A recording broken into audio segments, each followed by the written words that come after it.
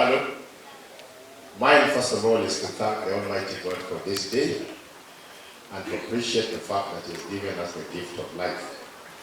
Secondly, is to congratulate His Excellency the President for this appointment. Like Honorable Migori has said, we were appointed CSs last year, but so far we have not taken office, but we hope we will. And of course, to congratulate my friend, Honorable Outa. I just have 2 points to make, very brief ones. The chief guest, you know that you are our Minister for Foreign Affairs, and you do know that since the Second World War, the architecture and objective of diplomacy has changed. We no longer spend so much money on espionage and looking how to strengthen our armed forces, but diplomacy has become more of a trade and commerce issue, inviting investments into the country. Because once you invite investments, we will get jobs for our young people, will get money, and therefore we'll be able to get our military to grow and all those things. So Mheshimiwa Outa, I want to speak to Mheshimiwa Outa, please.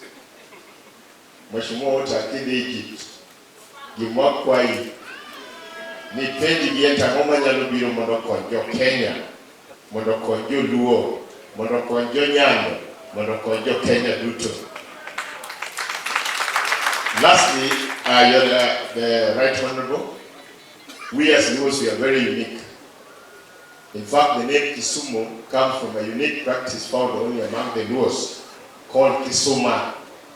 Kisuma simply means when you don't have food, you send people to far areas and then they bring food and we never charge. And one of the things Luos would do when they send you, because communication was difficult, they would ask you, find out how those people who have so much food, what they are doing, which we are not doing. Mheshimiwa Outa, go to Egypt as Ja Kisuma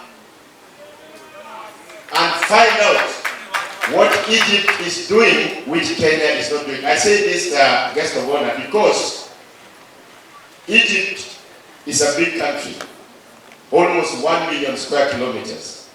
Kenya is just under 600,000 square kilometers. Egypt has a population of almost more than twice the population of Kenya at 111 million.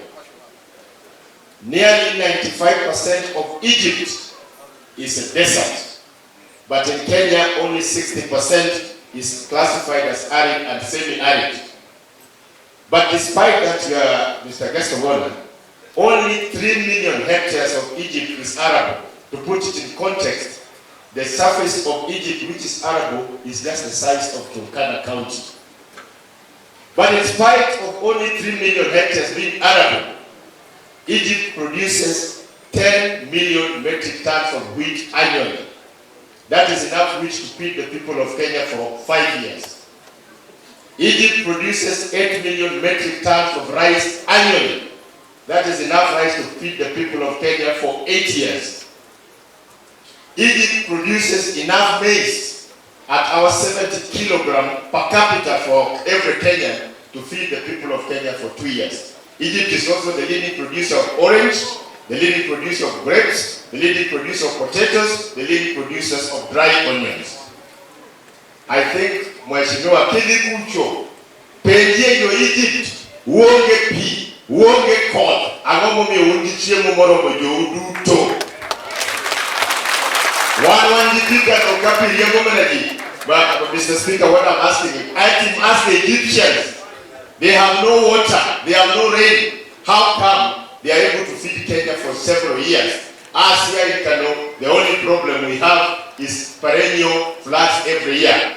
I say this because you know, Your Excellency, food security is a national security issue.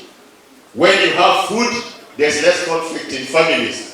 When you have food, children are able to go to school. When you have food, our well-being increases.